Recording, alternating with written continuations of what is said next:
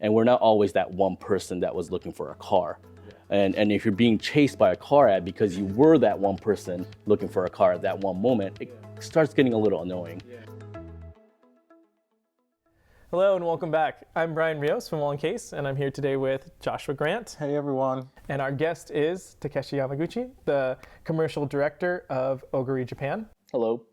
Takeshi, how are you doing? Very good, thank you. Thanks so much for coming in. We're really looking forward to having this conversation. I think, there's a couple of things in the format style that we do. First thing is we're going to talk about 2 or 3 topics that are going on in the marketing ad tech world, get your point of view on those things, give our point of view as well. And then obviously the major topic for today, which we talked about, is the cookieless future. We're hearing that a lot. What does that mean? And I think what we want to do is give a little bit of background for people who may not be within the advertising world, what that means for them when they're reading it in the news, and also what that is going to look like for the industry. There's a lot of opinions about whether or not this is a ticking time bomb, I think as the IAB called it. So we'll definitely do that. One of the things I wanted to talk about was there was this article that came out last week by the BBC, which was talking about the idea that perhaps big tech has kind of lost its glamour in terms of not only job security, but also I think the glamour that comes with the high salaries. And also, I think one of the interesting things that it talked about in the article was, many of these big tech companies really pitched people with this idea that they were on a mission to change the world. And to some degree, they did do that, right? I think Google fundamentally changed the way that we approach the internet. Obviously, Meta fundamentally changed the way that we communicated. And I think a lot of people got behind that. And then, of course, on top of that, you have all the work perks, the slides, the massage therapists, the Michelin star chefs making you lunch. But what we've seen over the last, 6 months or so with these massive layoffs that seem to kind of just continue to spiral is like, what the article is asking is, one, is big tech safe to work in as a market? Is it reliable as an industry? And the second thing is, what is sort of the long-term effect of that? And does it really carry that appeal? And so it was, talking about people who have shifted to maybe fintech or ed tech or other areas. So just would love to know what you guys think. I mean, obviously the layoffs are constantly being talked about. It seems like every day there's a new company laying off a bunch of people. At the same time, companies are reporting really large record profits. I think Meta and Amazon reported record profits. So do you think that this is like now that do you think big tech is now has a different reputation after all of this? Or do you think they'll be able to come back and it'll still carry the appeal?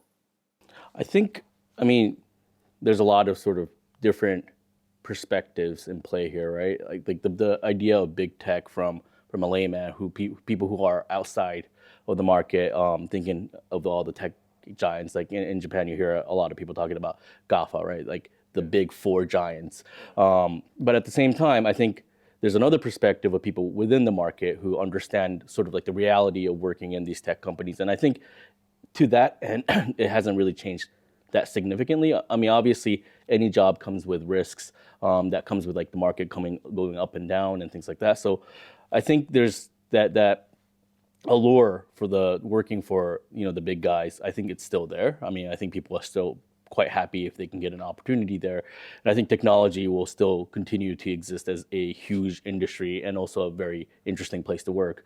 But I think there's also like the onus is on the companies to make sure that there are more that they can do for the employees besides the glamour to engage with them, right? And I think all tech companies are doing, and we're doing that too. We have engagement surveys where we make sure that our employees are happy and engaged, and things like social responsibility and things like that is a huge topic when we do engagement surveys and things like that. So I think it's just sort of coming to a point where the glamour might be gone, but like the real values that we can provide as an employee or employer is what people are looking at now. Yeah, I can agree. So from our perspective, I want to give just like some of the numbers from the article too. One of the big numbers that they gave was 23,670 workers were laid off in January alone in 2024. Yeah, which is surreal. I think that's global, which is still a lot. And then one of the other things was that, according to Indeed, the best jobs of 2024, only 3 in its top 25 roles were tech, versus 11 in 2023. Or 2024, only 3 were in its top 25, 11 were there in 2023. And from our perspective as a recruitment company operating in Japan, we have seen, I think, some of that. I mean, there's other factors as well, just considering that the yen is pretty weak compared to other markets. But we've seen that shift kind of in the perspective where before I think there was a lot more enthusiasm for gaishike, kind of like foreign startups that were coming into Japan, and having those. I mean, even on our last episode where we were talking with Melanie about how we felt like job security was in Japan was generally higher than other markets. And then I think maybe a few days after we released that, several of the companies that we had been working with pulled out of Japan with no notice, and people were locked out of Slack. Everything that we said maybe was safer turned out to be false. And so I have seen like a bit of a shift into, like you were saying, like GAFA still being kind of a preference, like Google, Amazon, Facebook, or Apple kind of being those goals, versus maybe wanting to take a chance on a smaller startup. But for Japan, that's actually not that new. It's something that I think we've all probably seen, that little bit of risk aversion. I know you've talked about it before, like when you were managing director of Czech, like getting people to kind of take that leap has always been kind of a challenge. And so I think that there is, like, it's something that we're familiar with. Yeah. I think the other thing too that this article kind of points out, and I think sort of the larger conversation is, I think for many people outside, these jobs were seen as very cushy.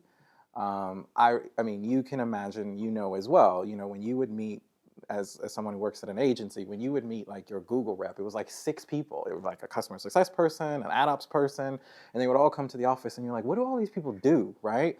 And one of the things that you see that seems to be a complaint from the inside is that they're being asked now to do more with less. So they're laying off people, but the workload isn't decreasing. So instead of now having an account manager and a customer success manager, that's the same person, right? And so I think there's a little less forgiveness, I think, in terms of not delivering on results, when I think, you know, for a while, you know, you would have like, oh, you had a down quarter or 2 down quarters. That's fine. It's okay. We'll do some sort of training, some guidance. And now it seems that very much of it is, not only are you removing the perks, but you're also saying, I expect you to do more with less. I expect you now to be in the office 3 times a week, when, you know, specifically like companies like Google and Apple and Amazon, I'd say Google and Apple generally, were the ones that were leading the charge at the beginning of COVID. Like, we're the best company in terms of hybrid working.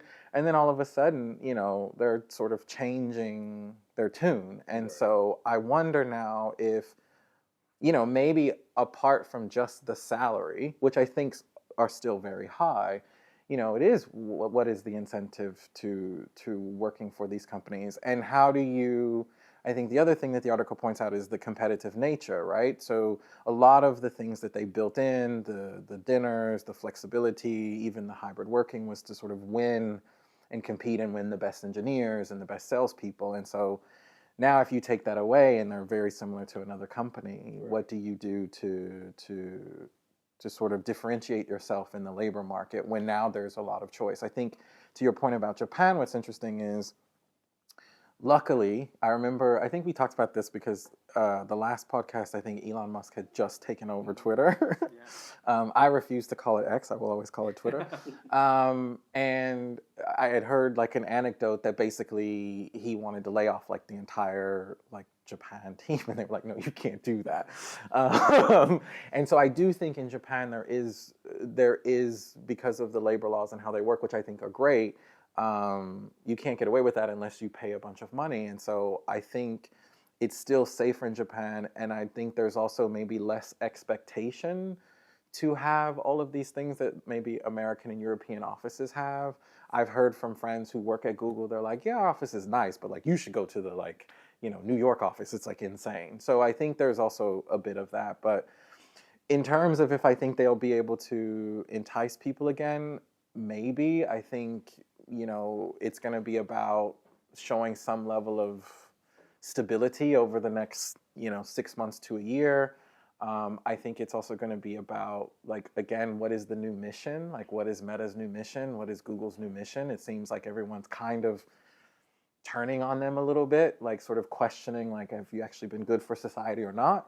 So I think if they do a new mission and then they show some stability, I think it could come back. But I think you will have people who have left big tech and probably will find jobs elsewhere, because there are other things, Yeah. Do you think there's also a little bit of a trend where the others are also sort of stepping up their game in terms of like the perks that they're offering? Like, when you're talking about lunches or a massage or something like that, like your organization, I know has like a lot of perks that I don't think existed 10 years ago, right? Sure. So like there's a lot of sort of stepping up or like improving work-life balance or like hybrid working and perks that other companies are doing too. So maybe it's just that in general, people are starting to catch up as well. So it's not that GAFA is necessarily coming down, but like the others are stepping up too. And the glamour is also, so everything is sort of coming at the same point. Yeah, I mean, I think, what's really interesting now is it seems that kind of the biggest sort of decision maker is hybrid working. I think it was Rakuten. Again, I don't want to be sued by Rakuten, but I'm pretty sure it's Rakuten because I have a bunch of friends who work at Rakuten, who they have to go to the office quite a lot, and the sort of management speaking point or line was that, oh, but we invested a lot to bring all of these wonderful things to the office. There's a gym here and there's a cafeteria, and like, so you should come back. I don't know if people really care about that anymore. Does that beat just being able to work at home whenever you want? I think it's really hard to try to combat that, to say, okay, yes, we have beer on tap and we have a great restaurant and you can go get a massage. And some people are like, yeah, but I could also just be at home, right? And, pick up my kids and do laundry in between meetings. And so, I don't know, we'll see. I mean, I think what's been quite nice in Japan, which I felt very surprised by initially, but I think Japan has handled remote working really well. I think there are a lot of companies who I was surprised by, even the organization that I work for, where we don't have an RTO policy. And it's still quite open and it's still quite hybrid. I think maybe that has to do with, maybe there's a belief, I think that as a labor force, Japanese workers are just more diligent, more responsible, more trustworthy, perhaps. And so you've seen huge companies. I think Yahoo has a remote working policy now. So I think, and to me, I think that's more beneficial when you have people who are like, commuting very far. Like, not everybody lives in central Tokyo, and a lot of people commute 45 minutes, an hour. So I think that's more beneficial probably here in Japan than saying, you can have, a massage in between meetings. But yeah.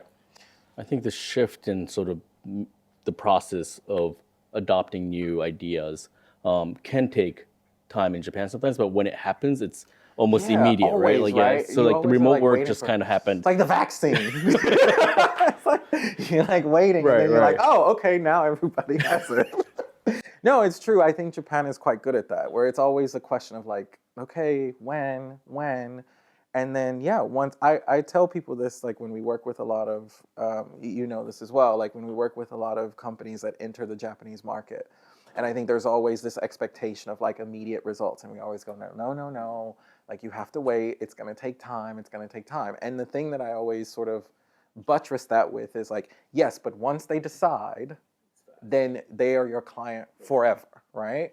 And I think it's the same with sort of societal changes. Like once Japan decides, then it's in that direction generally always. I always point to the whole movement. This was decades ago, but when Cool Biz was introduced, you never saw a Japanese businessman without their tie. But once that concept took off, no tie, no jacket, right?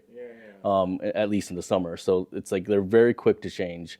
I think it's the thought process can be changed very quickly, and I think remote work is definitely one of those things where like the adoption was super fast, and I was surprised too. Yeah, super fast, and I think it's something that's going to be maintained. But yeah, I totally agree.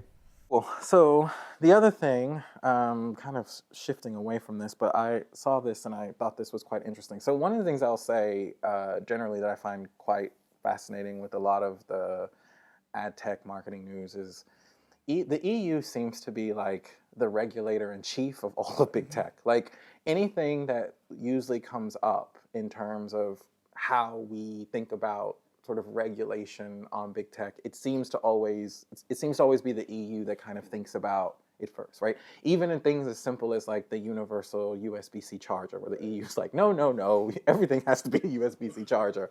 GDPR obviously was an EU legislation, and so one of the things that I came across an article on Reuters that was released earlier this week was they did some research. The European Union, who manages data protection and advertising legislation, discovered that 4 out of 5 influencers on social media do not disclose when they are posting sponsored content.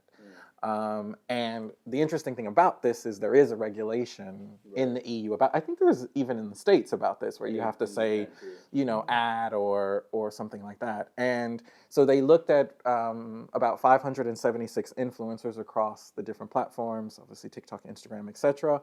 And they wanted to see if they indicated whether or not they had, and it said that 358 of them were marked for further investigation because they had posted things that were clearly advertising or sponsored content and were not. And the other thing that I found quite interesting is in many of the cases, what they were promoting were hazardous activities, junk food, alcoholic beverages, medical aesthetics treatments, gambling, and financial services like crypto trading. And we all know crypto is like whatever, right?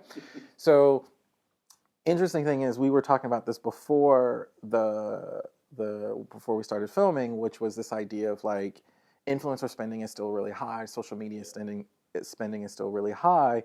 Do you think that this is going to, I guess 2 questions. A, why do you think influencers are not being honest about this? Do you think it's just like, oh, I forgot, or is there something else deeper here? And then 2, how will this affect maybe the approach to influencers? You're like a super big Instagram shopper, right? So like you're like, do you buy things from influencers? Generally, I buy things from ads on Instagram. But like from influencers or just like From that's an interesting question, because the types of ads that I get are probably influencer made. Okay. Like How so? Like so I can my last purchase. This is not I'm not being paid. I'm not an influencer. Not being sponsored. Yeah, by this, but Click the link. Backbone. Yeah, it was like a video game controller for my phone, Okay.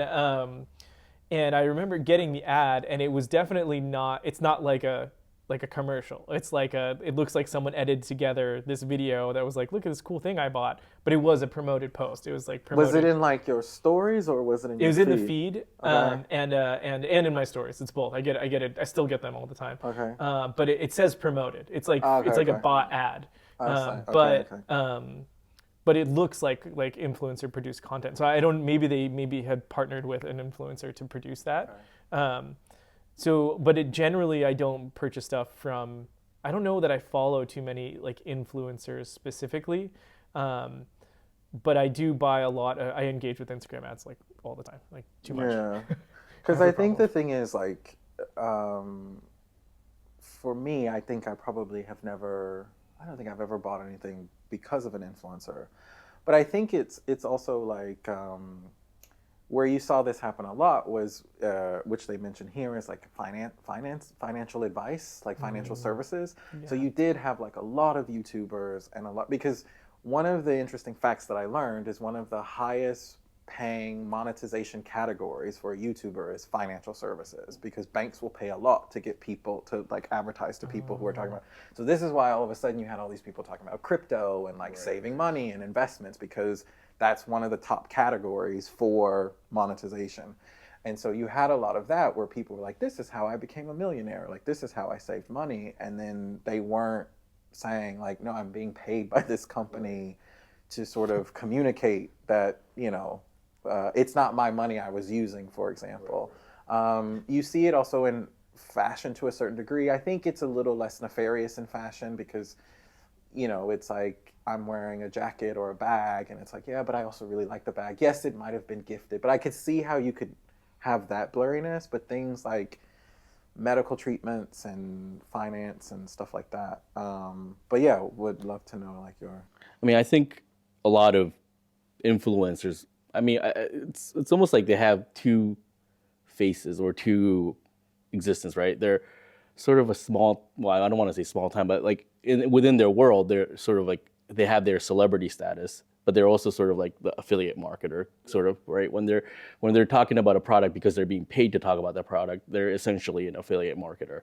But I think people sort of associate that position as being uncool. I mean, you know, even when you're talking about movies like Lost in Translation, you know, that whole idea where like a celebrity doesn't want to do commercials, so they fly all the way to Japan because you know no one's going to find out. So I think influencers are probably a little, you know, because of their image, but also probably they figure it's more effective if they don't say, "Hey, I'm being paid to say this."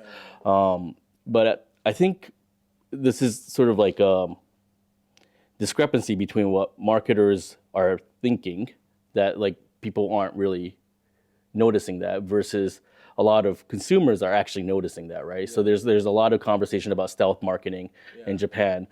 People get called out all the time. You know, even if it's not, they're like, is that are you marketing that? Are you getting paid by that? So I think being more conscious of not just the influencers having to be more honest, but as marketers, we have to be more conscious of like, where are you putting your budget? Because maybe people aren't as, you know, trusting of your influencers as you think they are. Yeah. I agree. And I think also like it really, I think with influencers in general, I mean, I get it. It's tough because I think there's so many people who want to be influencers, and now you have the rise of like niche influencers who are doing very specific things. But yeah, I agree. I think there is this sense of like, if it's promoted, then how is this different than a celebrity endorsement? Right. And I think wasn't the whole idea was that, or at least the original idea of influencers was that it didn't feel like a celebrity endorsement. Right. Like I was using this product because I agreed with it. And then I gave a review about it and I became a subject matter expert on this. And I think once you start, there's a very famous fashion influencer, an Italian one. I'm probably going to mispronounce her name, but I think her first name is Chiara. And I read an article about how she's basically kind of destroyed her brand because every post is an influential post, right. Like every single one. So you're like, but where is your real life now, right? Like if everything is, you know, thank you Chanel, thank you Dior, thank you, like then where's the reality here? And so I think it's going to be interesting to see how you navigate that, because for sure, then like you said, it just becomes a celebrity endorsement, and then do people really follow that? Do they care about that? Yeah, and then I think the other part of the regulation is I think you do have to regulate certain things. Like if you are not a financial expert, you should not be giving financial advice online, right? Yes, I have two things I want to say. The aspect of it not being cool is super interesting to me because I totally see that, and I feel it when like if I'm following a comedy account, and then there's there's a sketch and it's like, this one's a little bit different, and like it feels that you're like, oh, like this one, and you like look and like, is it promoting? Oh, it's promoting something. You're like, oh, this one's like weirder. I immediately kind of like scroll past that one. It's like less engaging than the ones that are just like completely authentic. The other thing I will say though is like I watch a lot of YouTube, and YouTube, the ads are like I pay for YouTube Premium, so I don't get the like pre-roll ads or the mid-roll ads. Yeah. But what I do get is the YouTubers reading their ads, ad reads. And I have bought products there, and those always feel a little bit more authentic. What kinds of products? So I bought a razor for my wife's dad, for my father-in-law. I bought him a razor there because he's older and he still likes to shave with a straight razor. Was it a grooming influencer or just? No, it was it's like a political commentary. And guy. he's like, let me stop and talk about razor. That's what, and it's so But surreal to me. sometimes you feel like that's more effective, right? Because it's so out of their. And he's like, I never do this, and I was just like, he does never do, like, you know what I mean? It's like, it's like, you're like, he did for sure. I trust this guy. And it was so surreal to me because I was literally like on the purchase page, just being like, I really trust this guy like fully. Like, I'm ordering this from Japan. Like, this is like so surreal. And so I think that the effectiveness is there. The effect is there. I do think that it's really a two-sided coin, because like you're saying, when and it's like kind of like they try a little bit too hard to make it seem like this isn't a paid ad, then you're like, this is weird. But if it's very upfront and just like, hey, I use this thing, I know I'm getting paid to say this, but I do really like it. Because a lot of them will just do like, thank you to blah, blah, blah for sponsoring this video. Yeah. And then they'll just do the whole spiel. This video is sponsored by Squarespace or whatever, right? Yeah. And so I think there's a fine line, but when it's walked well, it is effective. Like, on me, I buy it all the time. I don't think I've ever bought anything from an influencer, have I? I mean, maybe not thinking about it, but I have used where I will say I have used different softwares or like productivity softwares and things like that because of influencers. So there was someone would be like, I'm using Notion or Milanote or whatever. And I'm like, ooh, yeah, okay. That guy seems really organized and has it together, right? He looks like he has it together. Let's use what he's using. But I don't think product-wise, no, that's not true. I have bought skincare products from influencers. But again, I think it's YouTubers in particular. I think it's also when the content is not masked, like you said, like it's just out front. Like, they paid for this. I'm going to stop, dancing and tell you about this skincare product that's completely unrelated to what I do. But yeah, no, interesting. So we'll see what happens with that, because obviously I think they're going to have to do some stricter regulation. I know that there is regulation in the States because I believe, if I'm not wrong, someone will correct me in the comments, I believe the American regulation of saying promoted posts began because of Fyre Festival, if I remember correctly, because there was a huge backlash to all of the models and influencers who posted about Fyre Festival without saying that they were being paid to do so. And so I believe at that point was when that conversation started. Correct me if I'm wrong, but I think they say that in the documentary as well. You mentioned in Japan, it's also part of the law. Yeah. Do you have I mean, there are laws and regulations against like the whole stealth marketing or incorrectly or unlawfully promoting products, right? So there's a lot of guidelines set, but I think the line's pretty blurry, right? So I think it's a little difficult to enforce it perfectly, but I think there are guidelines to that for sure. Yeah. And I think the influencer market in Japan is quite interesting, and I think there's a lot of competition in the market. Influencers are quite expensive also in Japan because there's so few of them that have kind of the following. So I think there are more eyes on the ones that you use. But yeah, I think there's also a bit of sort of honesty baked into that. But we'll see what happens. I think I should try to become an influencer and then see. I would never put ad on anything. I just pretend like it was all organic. No, that's right.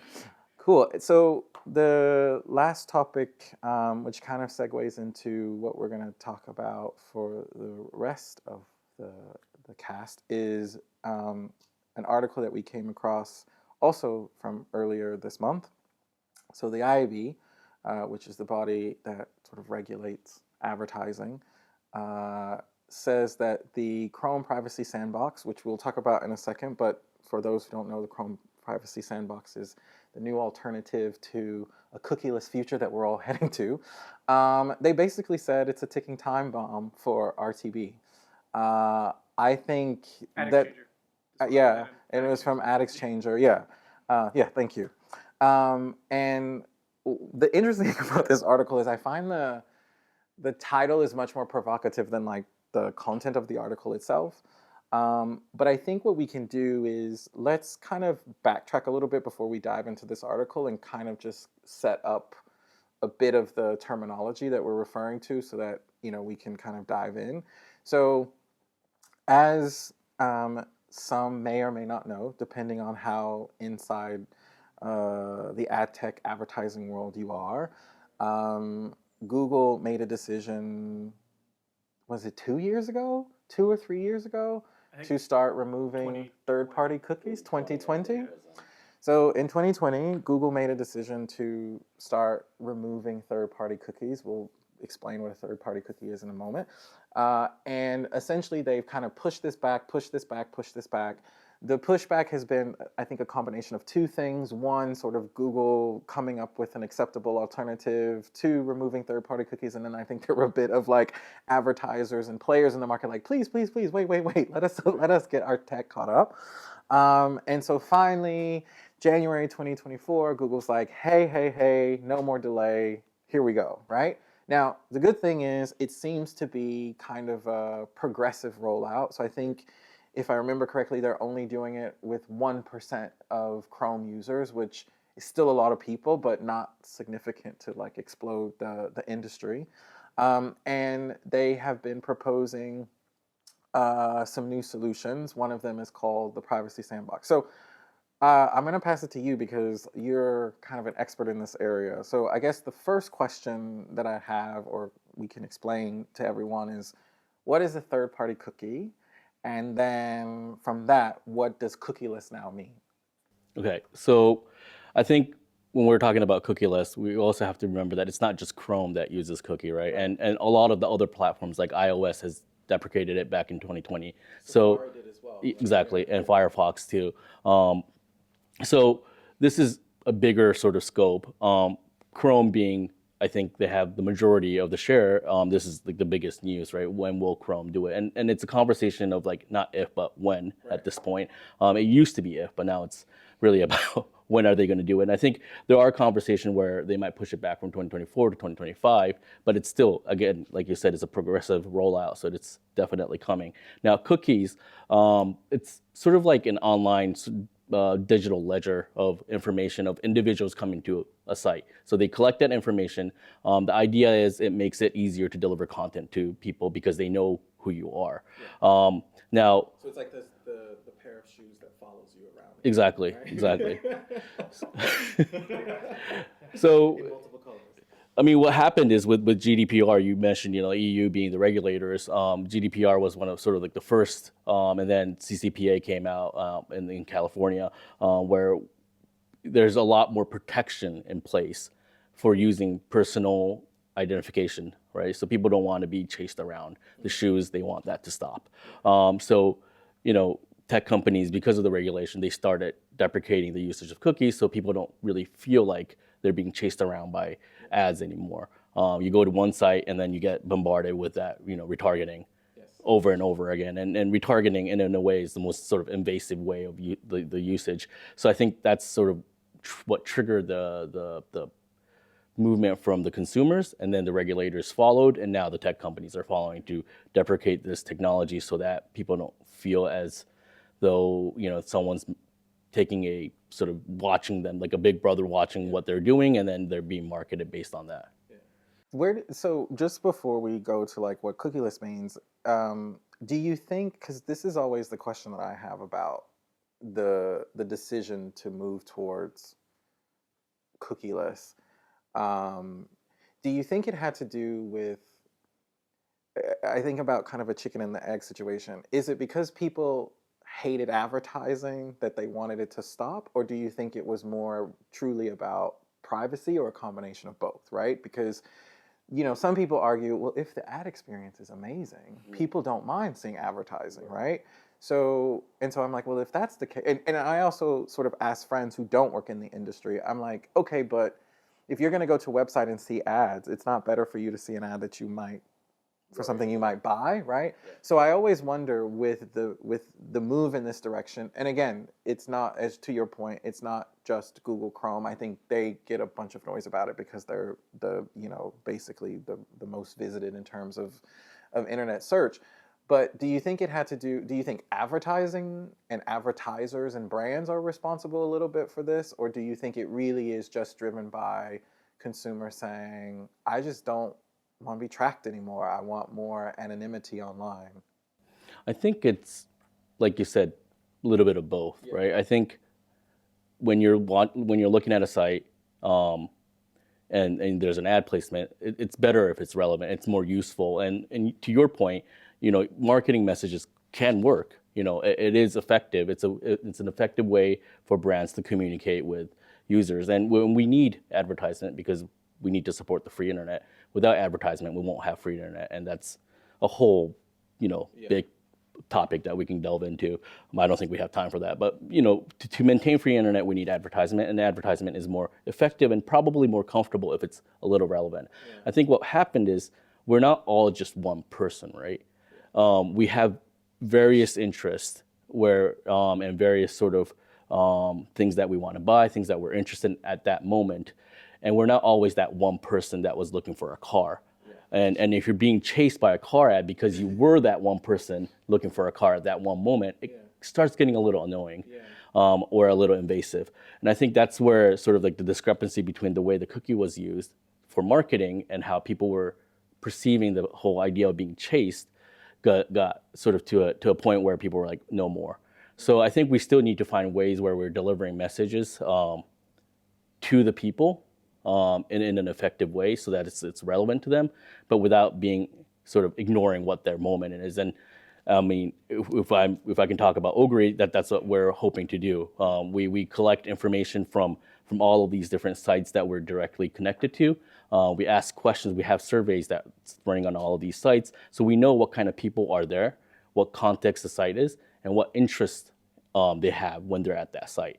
So we're delivering sort of like the message not just to the people based on who they are, or not just based on where they are, but at that moment of interest level and the products that they're interested in at that point. So it's more effective, less invasive, and the message syncs with that moment a little better. Yeah. And so with Ogury, how do you see the responses to that, like in terms of like like engagements or So when we're looking at engagements, there's several different sort of KPIs that we can look at, right? So click rates, we definitely score higher than the average click rates. On average, we see 2 to 4%. And then click rates, view completion, it's usually over 70%, 70 to 80%. And viewability, which is when an ad is actually being seen, is also quite high at like 90% on average. We also have a score that we work with a company called Lumen. It's called attention. So not just about the ad being visible, but are the people actually looking at that ad? And we score 2 to 4 times higher than like an in-read ad or like a social media ad, because people are actually engaged with that content and engaged with the ad that comes on that content. And so, so Google's solution to this has been something that they're calling the Privacy Sandbox, which I think criticisms are kind of split about how good or not. I think even within Google, there are people who are like, this is not, it's kind of shit. Oh, I shouldn't say that.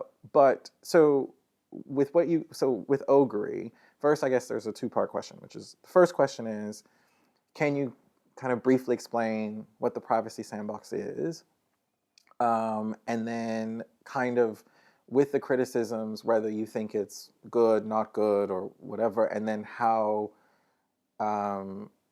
has Ogury benefited from do you benefit from the criticism of that? Do you benefit from sort of people being like, I'm not quite sure this is the way that I want to spend my dollars? So I guess first let's explain what the Privacy Sandbox is.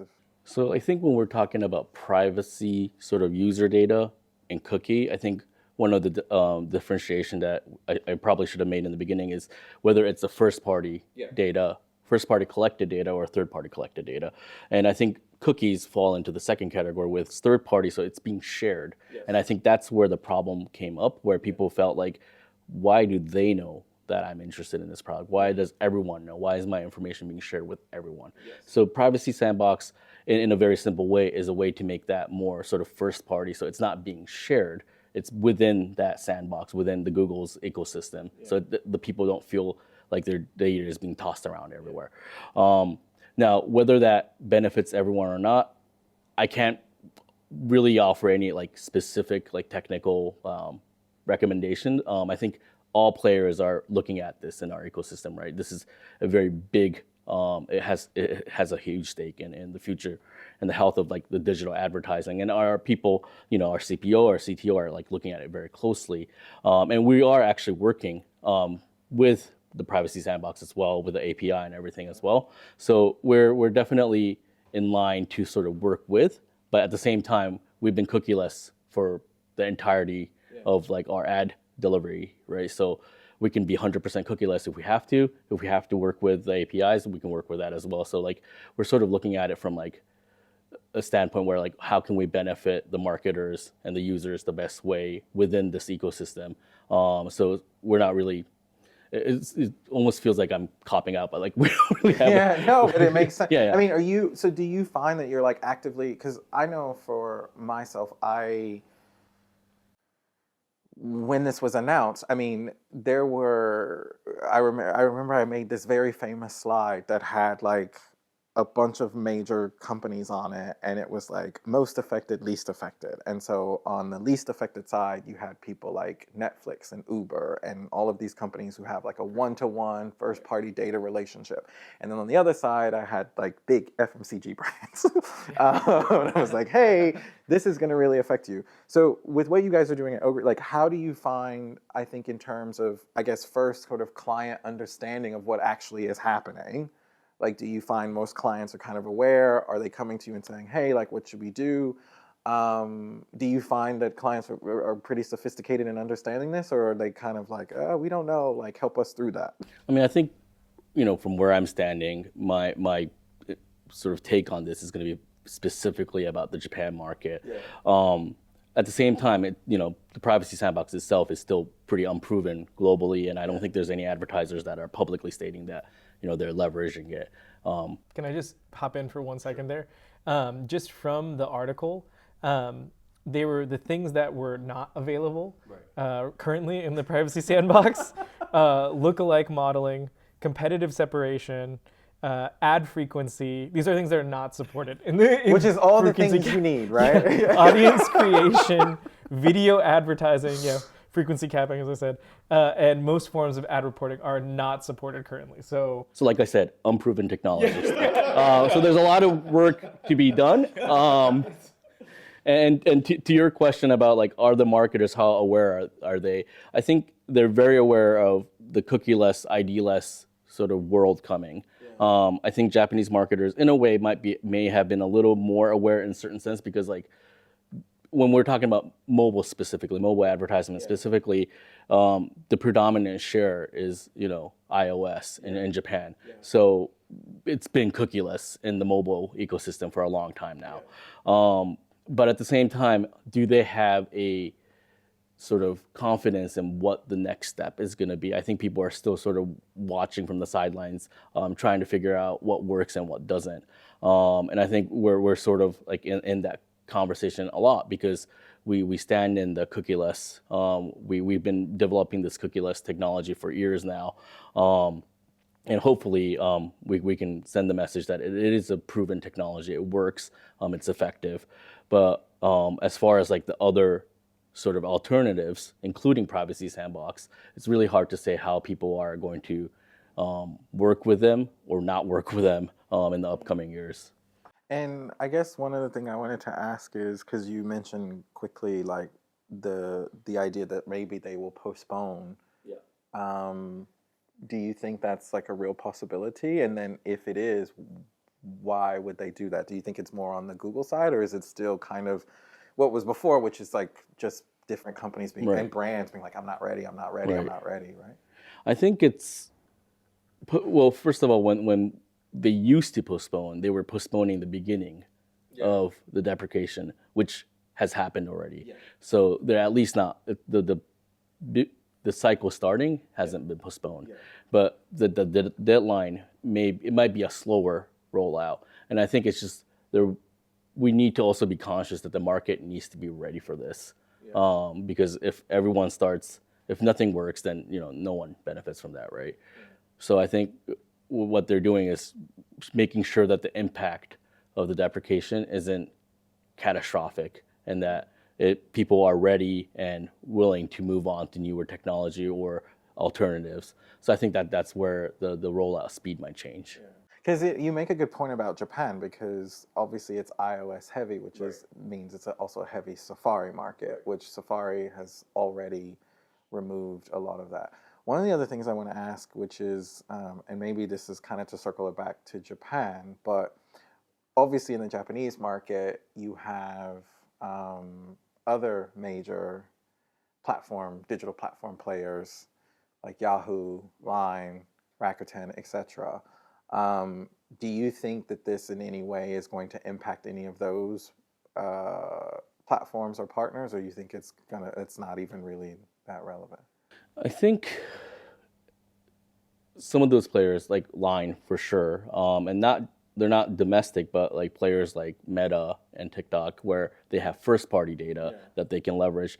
I think there's two ways of looking at it, where people are like, is the budget going to actually move towards them more? Because now that you can't use third-party data, are people going to sort of flock to the first-party data players? Because that's the real Right. concern, right? Exactly, I mean, this is something that has come up, I think, when iOS 14 dropped, and we saw there was kind of a couple of revealing things out of that. I think one was most people didn't want to be tracked, and I remember Mark Zuckerberg and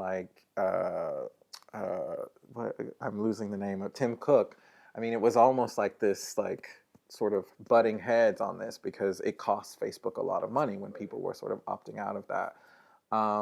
It's going to be interesting, because I would imagine, for me, or from how I've always understood things, like the appeal of the open internet and programmatic capabilities had to do with data targeting, that you could kind of, outside of the walled gardens of, let's say, specifically social media, that you had the ability to sort of locate in this huge sort of vast space of the internet someone who would be likely to purchase your product, right? And then now, I think in the minds of some brands, people, agencies, etc., they're like, wait, this is all going away. Is there a fear from companies like Ogury where brands are like, we'll just put all our budget in social, right? Or like, let's just put all our budget on Facebook, Instagram, and TV and YouTube, because it's first-party data.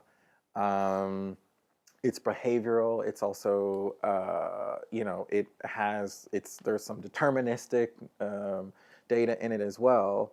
Do you think that advertisers will be more likely to sort of explore other options that the open internet can provide, or is there a fear that maybe they'll be like, this is too risky. Let's just put our budgets into social? I think from the advertisers that we're talking to, I think they're open to alternatives, and they're looking at sort of like the open web alternatives, right? Because first of all, when we're talking about the first party data players, it still is a very closed ecosystem. Some of them very big, but still very close. Within their walls. You get very little out. Exactly. I think the Trade Desk and Kantar has done studies where like 60 to 70% of the ad budget's going to the walled garden, but 60 to 70% of online users are actually on the open web, right? And I think people are quite aware of that, not just as marketers, but as individuals on the internet. Like, you're not always on social media, and you're not always just looking for advertisement. Well, as an advertiser, you have to look at like Meta and TikTok and be like, does my brand actually work on TikTok? And like, there's that idea too. I've recently talked to a advertiser who literally said that to me, where it's like, I understand that it's getting harder on the open web, and people are shifting their budget to TikTok and Instagram, but like, I don't really think my brand works on those sites, because it's more for like affluent, older generation. So there needs to be sort of that balance. And I think people are looking for alternatives. And there's Ogury, there's Privacy Sandbox, but there's also like, things like the UID, contextual targeting. There's a lot of different sort of alternatives out there that people are willing to try. And I think it's sort of on us to prove that it works, right? And we work with the agencies quite closely to make sure that the advertisers realize the effectiveness of it when they try it out. Yeah.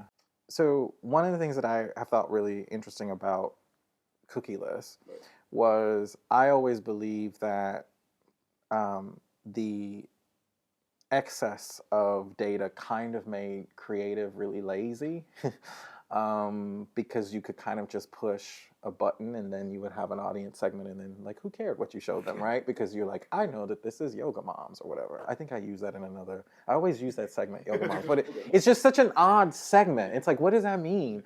So with what you guys are doing at Ogury, obviously, you know, what you're doing on the back end with data, but then how much of a role does it, you know, if the idea, let's say that as we were talking about earlier, the idea is some bit of privacy and then some bit of just users being annoyed by advertising. Like, what are you guys doing on like more of the creative side to kind of make that experience better on the open web? Is there like formats that you're using, or like, are you trying like just kind of thinking about like that component as well? So what we make sure, for one, what that we do is that our formats work with the publishers as well, right? So like it's not invasive to the publishers. So we offer multiple different formats in any sort of campaign that we're working with.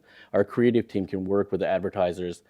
I mean, some advertisers don't really want us to touch their creatives too much. So in that case, we're just reformatting for size.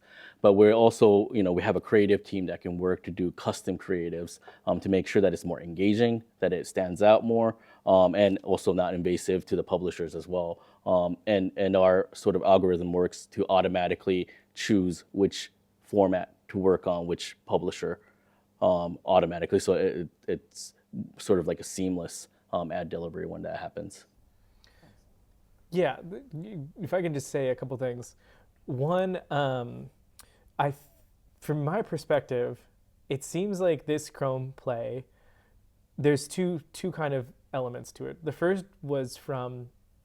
big push was from Apple, and I think Apple saw that legislation was coming with GDPR, and they were just like, let's just make this like about the consumers. And then Google's response was, okay, well, we're going to do the same thing. And so now they're kind of stuck in this thing where they're like, even if the legislation was lightened, they would have to stick with this to say like, no, we're like about privacy, like we're for the consumer. And the other thing that's kind of the second part of that is, from my perspective, it seems like the ones who are suffering the most from these changes is not going to be advertisers, it's going to be publishers. Like, because in order to get ads on their site, like you were saying, like why not just move the budget to social or something like that? And so all of that bleed out is potentially happening from their income. And so yeah, it's like a scary thought to see that. We were talking about how this Privacy Sandbox maybe is not so complete, and there are alternatives like Ogury, but with these kind of like, they're making this hurdle even taller by using these kind of incomplete technologies. And then the advertisers, they have two choices. They can either, or I guess three choices. They can use an alternative. They can try to scale this hurdle technically, or they can just move their budget somewhere else. And so it's like the path of least resistance. Well, it's interesting too, because I think one of the things I'll be interested to see, and I don't know if this will be 1 year from now, 2 years from now, 3 years from now, or maybe someone's already done this. So there's a thing I say to my friends all the time, because I have a few friends who are like, I don't want to be tracked by anything. And I'm like, okay, do you think that people would actually care? Like, from online advertising, it'd be interesting to see if people actually care if the ads are relevant or not, right? So when we watch television, the ads aren't relevant and everybody's just kind of like, yeah, okay, I'll see this ad. That's just how it works, right?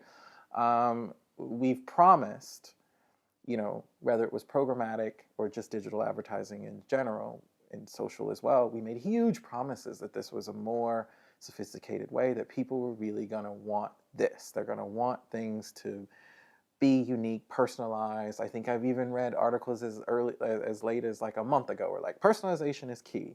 What I would be interested to see as all of this rolls into place is, first of all, do people really, the more that people learn how the internet works, right? How the free internet works, that you can read let's say, The Guardian for free because there's advertising on it. You can read this for free because there's advertising on it. And so this is the trade-off that you make, right?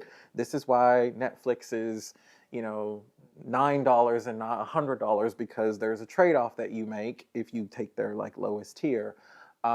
This is why YouTube is free, right? All of these things are free because there's a trade-off that you get ads, right? So I think one thing I'd be interested to see, and then also just kind of ask you, which is A, do you even care specifically for yourselves if the ads are relevant? And do you think that most people do?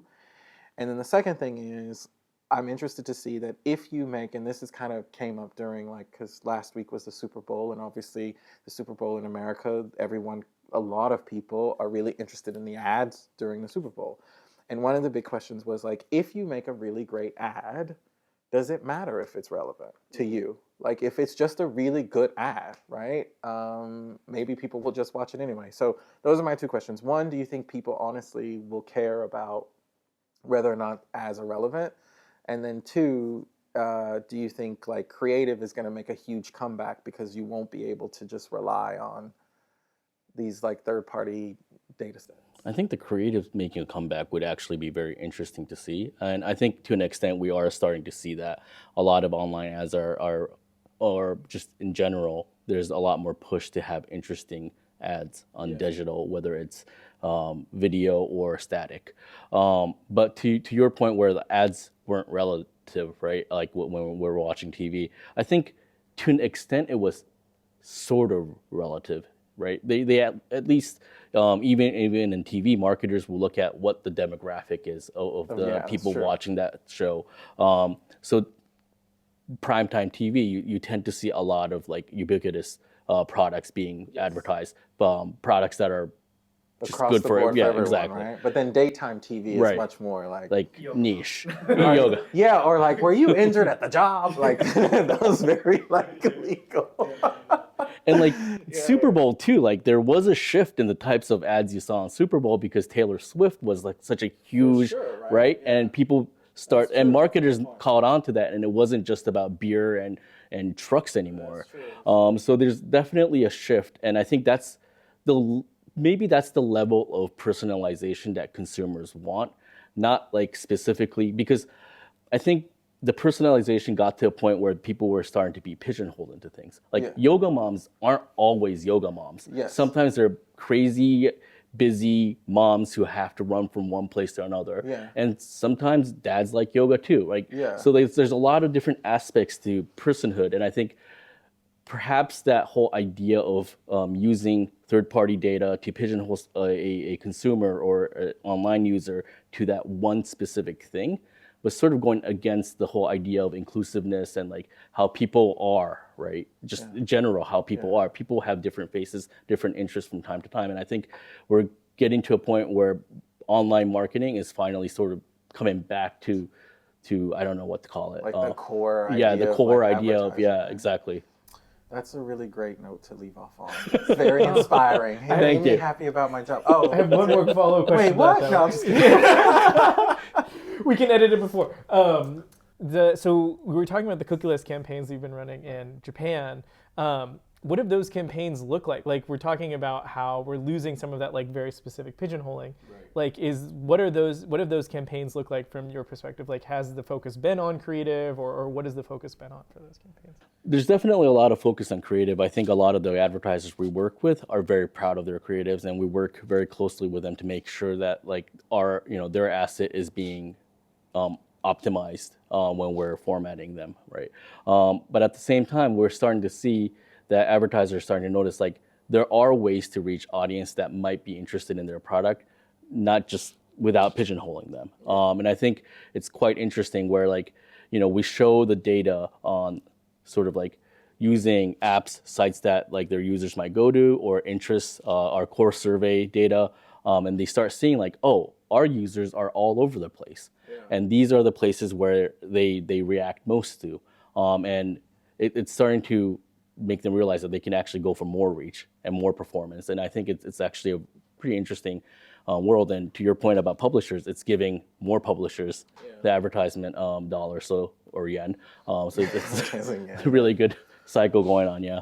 No, I think I think, as I was saying, I think a big part of whether or not and how successful this is going to be, I think, is going to depend on basically making the ad experience. I think we got a little crazy for a while with like poor creative, super intense data targeting, and I think it's going to be interesting to see how this sort of changes the face of advertising, and hopefully we go back to kind of the core fundamentals, which I think that's the interesting thing when you watch the Super Bowl, whether you like the ads or not, it's like, oh yeah, this is what we're supposed to aim for, right? Which is like to make things talked about and discussed and like have actually really creative concepts and ideas that are communicated, even if I don't ever eat a Dunkin' Donut, but I remember that commercial, right?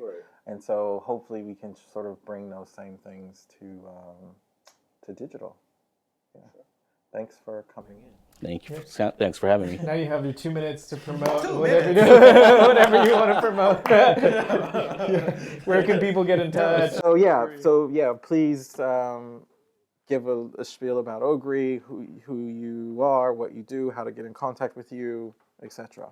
So Ogury, we're a global ad tech company that delivers solutions based and grounded in privacy. We target personas, not people. So we're using this data that we collected from all of these sites and contextual and also ad request data to make sure that we're delivering and we're targeting personas without using the IDs. It's all placement level and not ID level. So it's 100% cookieless. We've been doing this for years now, and we've been in Japan for almost 2 years with great success from many different brands and marketers and agencies, and we're starting to see people being more interested. And I think the great part about what we see is not just advertisers realizing how to reach people, how to reach the consumers, but we also we pride ourselves in data.